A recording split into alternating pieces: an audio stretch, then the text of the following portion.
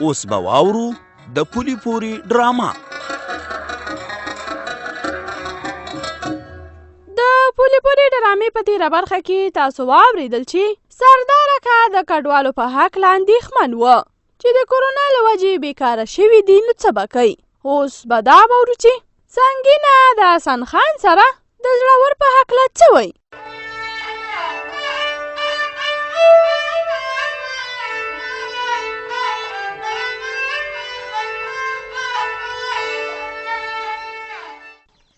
د سلګۍ پلاره بېګا مې چې خوب لیدلی نو تر اوسه مې زړه ناقراره دی، نور مې صبر نه کېږي.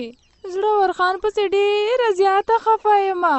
سودا مې ده ورته چې په څه حال به یي، ځکه ډېر په بد حالات کې د کوره ویسته. بس الله دې خپل فضل وکړي سنګینې، څه به وکړو تر څو چې اوس روغ شوی نه یي، نو د دوا نه پرته موږ هېڅ هم نشو کولی. ولې نشو کولی؟ واده سلګۍ پلاره، موږ به همداسې لاس تر زنې ناست یو، هېڅ به هم نه کوو. نو څه به وکړو، بله چاره نشته دی. بس صبر دی او کوو به یې.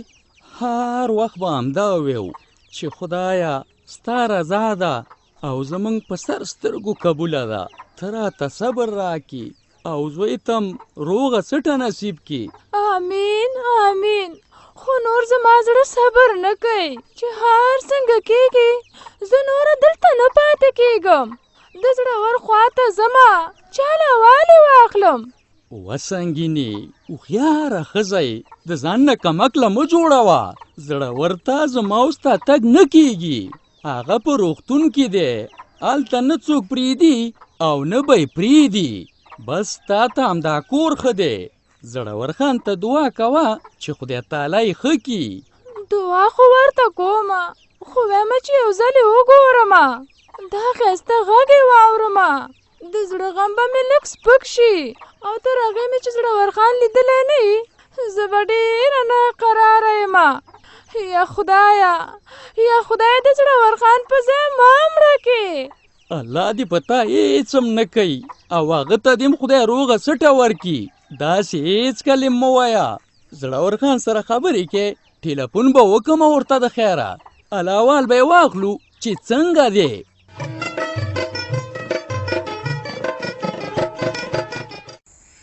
ښه فرید وراره او تازه ګل مولوي صاحب، تاسو خو مې د دې دپاره راوغوښتی، ما ویل چې یو مشوره سره وکړو.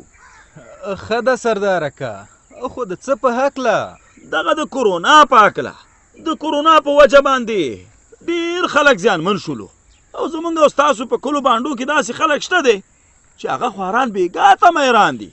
نو ما ویل که شورا لاس په وخوځئ او د دې خلکو لږ څه غم وخوري. او سردار اکا خبره خو دې ډېره ښایسته وکړله او په دې هکله خو ما سره هم ډېر فکر و. دا رښتیا خبره ده چې د کرونا په وجه باندې هر څوک زیانمن شوي دي، خو موږ باید په دې هکله فکر وکړو چې څنګه معلوم کړو چې زیات اړمن خلک څوک دي. انجینر صاحب فریده، دا خو اسانه خبره ده. موږ ته د خپل کلي خلک ټول معلوم دي چې د چا وضعیت څنګه دی، او پاتې شو بیا د وحدت کلي خلک.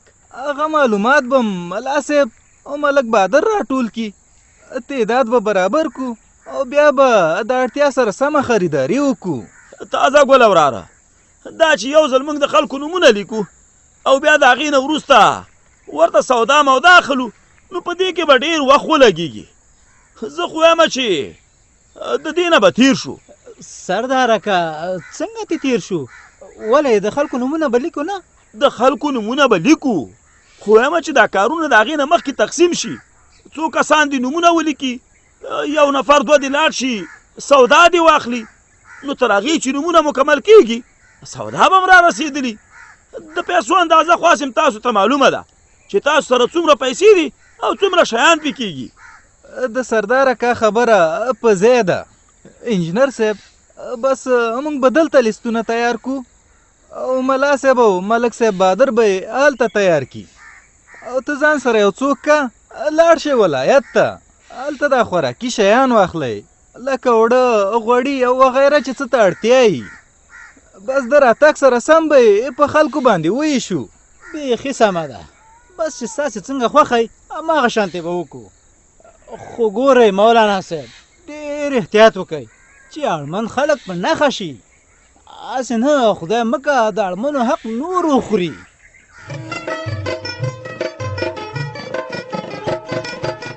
مورې لاس پورته کا او یو دعا راته وکړه چې خدای تعالی مې له مخې نه ټول خنډونه لرې کړي.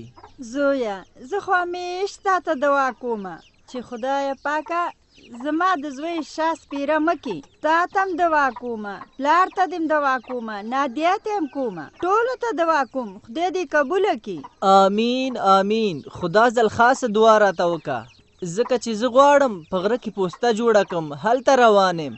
څه په غره کې پوسته جوړې؟ خدای دې دله دا وس نه درکوي چې تا هلته لاړ شي. ترورې ولې داسې په غوسه شوې؟ الله، په غوسه کېږم به نه، داسې خبرې خو لیونیان هم نه کوي لکه دی چې کوي. په غره کې مینونه دي مینونه، هلته څنګه پوسته جوړئ؟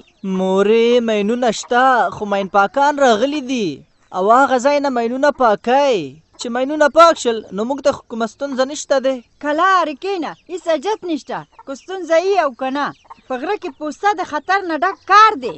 خدای مکه ټوپکیانو سره بیا په لانجه وانه وړئ. ترورې خیر دی، اندېښنه مه کوه.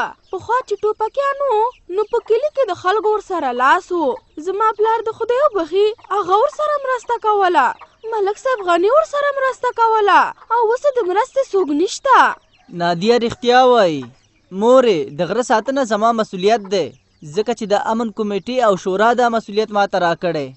زه باید ناغېړي ونه کړم او چې غر له ماینونو نه پاک شو او بیا هم پکې زموږ پوسته نه وي نو خدای مکه ټوپکیانو ته موقع په لاس ورځي.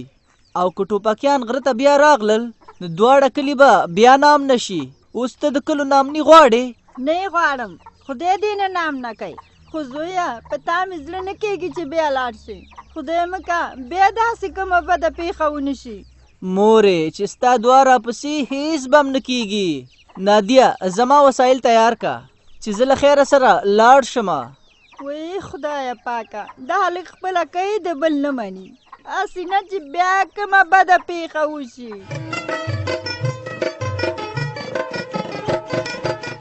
د عابد پلاره، عابد راته نن یوه خبره وکړه.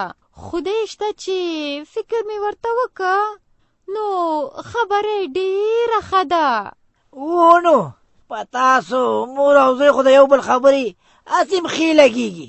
بدې خو زما خبرې دي چې ورته ویمه کار وکړه، اوس سبقونه دي انې بانې کوي او ته هم ورسره شریکه یې پکې. خو ځه ورکې که وایه چې څه ګلانې دوړولي درته. الله توبه توبه، دومره پې د زوی خبره بده لګي. ټول کلی دې د زوی صفتونه کوي، یو تی چې کله دې هم د زوی ښه ونه ویله. نو چې ښه خبره وکړي زه به یې ښه وګڼم. ښه وایه څه یې ویلي درته؟ ما ته یې ویلې چې د دې واده په خبره باندې اوس تیږه کېدی، واده به وروسته وکړو. ولې؟ دا ما چې ډنډوره غږولې ټول کلي کې چې زوی ته واده کوم او د الماس سره مې خبرې هم شوي، ولورم ټاکل شوی او ښه پوهېږي چې الماس ته خبرې کول ټوله دنیا خبرول دي ځکه هغه کونډ دی اوري نه. په همدې خاطر خو عابد هم وایي که نه چې تر څو پورې موږ د ولور پیسې پیدا کړې نه نو باید د واده یادونه ونه شي. او بیا ته چې د څه نه ډارېدې اوس خو دې هغه اندېښنه هم نشته دی. تا به ویل چې که زړور کلي ته راشي موږ ته به لانجه جوړه کړي، خو هغه کلي ته راغې څه خبره نشته دی. نو ویمه چې د عابد خبره سمه ده، فکر پې وکړه. هېڅ سمه نه ده، ما ته معلومه ده چې د واده خبره مې پرېښوده نو عابد بیا کار روزګار ته هم شا کوي. څه په سخته مې منګې سره مقرر کړو او دا پکې انې بانې کوي. د عابد پلاره انې بانې نه کوي، خبره یې سمه وه چې تګ راتګ بند دی نو هغه به څه کړی وې. او دا شرط به ورته زه کېدم چې واده به اوس نه کېږي خو ته به د منګیس کار کې کله چې لارې خلاصې شولې. بس سمه ده چې دا شرط مني اهلا بسم الله. خو ګوره چې وی منې پې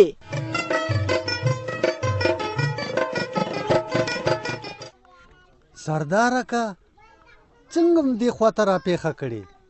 هغه د قرض خبره خو به نه نه ګلولي هغه خبره نه ده او بیا خدای مکه زه به ځان سره خلک راولم. ښه نو څنګه راغلی یې چې ته مې مولوي صاحب تازه ګلم دی؟ دا به درته زه ووایم ګلولي، سردار اکا ستاسو په هکله شورا ته وړاندیز کړی دی. څنګه وړاندیز؟ ګلولي وړاندیز داسې چې هغه تېره ورځ ته دوکان ته راغلی او سودا دې واخیستله، هغه ستا خبرې خدای شته زما له زړه نه بیا نه وتلې. نو لاړم او شورا سره مې دا ستونزه شریکه کړله چې خلک اړتیا لري او شورا ورسره باید مرسته وکړي. کور خو دې ودان سردار اکا، الله دې تاسو سره ښه وکړي. خو ګلولي تا په خپله ولې دا خبره شورا ته نه کوله؟ تازه ګل مولوي صاحب که رښتیا درته ووایم نو ځان راته بد ښکاري چې هر څومره سخت ښکاري زه ورته اوږه ورکولی شم، خو لاس اوږدول مې نه خوښېږي چې چاته لاس اوږد کړم. وایم آفرین او آفرین، انسان باید په هیڅ وخت کې خپل همت له لاسه ور نه کړي، خو په داسې وختونو کې د خلکو لاسنیوی په شورا باندې حق دی. زمونږ هلې ظلم د همدې لپاره دی چې خدای مکه د چا سر ته تاوان ونه رسیږي. اوس موږ راغلي یو چې د اړمنو کډوالو یو لیست جوړ کړو تر څو خوراکي توکي ورته په سمه توګه ورسو. تازه ګل مولوي صاحب رښتیا وایي او په دې هکله به ګلولي ته له موږ سره مرسته کې چې څوک ډېر اړمن دي هغه به راته په ګوته کړي. سردار اکا که رښتیا درته ووایم کډوال ټول اړمن دي، اړتیا لري، ځکه سیلابونو مو ځپلو، بیکارۍ مو ځپلو او اوس پکې میرات مړې دا کرونا شوه. بس که زما منئ د کډوالو ټولو نومونه ولیکئ چې هر شی مرسته د شورا د خوا نه کېږي. زما په دې باور دی چې حق به حقدار ته ورسیږي. سمه ده، خو بیا هم نومونه لیکل پکار دي چې موږ ته تعداد معلوم شي تعداد څومره دی، ځکه یوازې د کنډو کلي او کډوالو خبره نه ده، اوس د شورا سره د وحدت کلی هم دی او شورا هم د دواړو کلو ده، نو پکار ده چې دواړه ځای اړمنو ته رسیدګي وشي. بس خدای دې توفیق درکړي. نو وایم که زما په دعا کېږي نو د شورا خلکو ته دې خدای ډېر عمر ورکړي.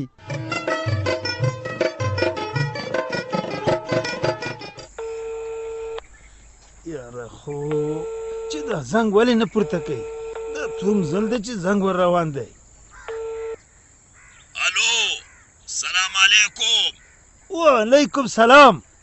جابر خان چیرته دی والکه او ته څوک یې؟ زه سکندر یم ملک صاحب. جابر خان نشته دی. نو چېرته تللی دی؟ کومه خوا ورک دی؟ که رښتیا درته ووایم که نه نو هغه بېګا لږ بې خوبه اوس وده دی او تلیفون یې ما سره دی. وایم چې ستاسو زنګ څنګه راغی که نه؟ نو ما ویل چې د ملک صاحب زنګ راغی خدای دې خیر کړي چې څنګه یې رایاد کړي وو. بس زه چې راپاڅېده بیا به ورسره خبرې وکړم، کار مې د جابر خان سره دی. ای ملک صاحب خو ما ته ووایه که نه زما او د جابر خان یوه خبره ده. ښه نو خبره دا ده چې موږ ته یوه موقع بیا په لاس راغلې ده چې د غره په خزانو باندې قبضه وکړو، نو د دې دپاره ستاسو راتګ ضرور دی. ما مین پاکان راوستي د مینونو نه غر پاکوي. ملک صاحب دا چې تا مین پاکان راوستي او که هر څوک بس هغوی به خپل کار کوي. موږ دا وخت تاسو سره هېڅ قسم مرسته نشو کولی. څه مرسته نشئ کولی؟ سکندره دا ته څه وایي چې اوس سره خبرې کوې؟ ملک غني سره خبرې کوې، ملک غني سره، او د ملک غني خبره د کاڼي کرښه وي. راته معلومه ده ملک صاحب چې خبره دې د کاڼي کرښه ده، خو زما هغه شپې ورځې نه هېرېږي چې ستا په ځای کې نهارې تېرې کړي، نهارې، او مرسته در سره ځکه نشو کولی چې موږ بل ځای کې مصروف یو. جابر خان یو ساعت هم نه وزګارېږي. بس نو لاس موږ نه ووینځه. داسې مه کوه سکندره.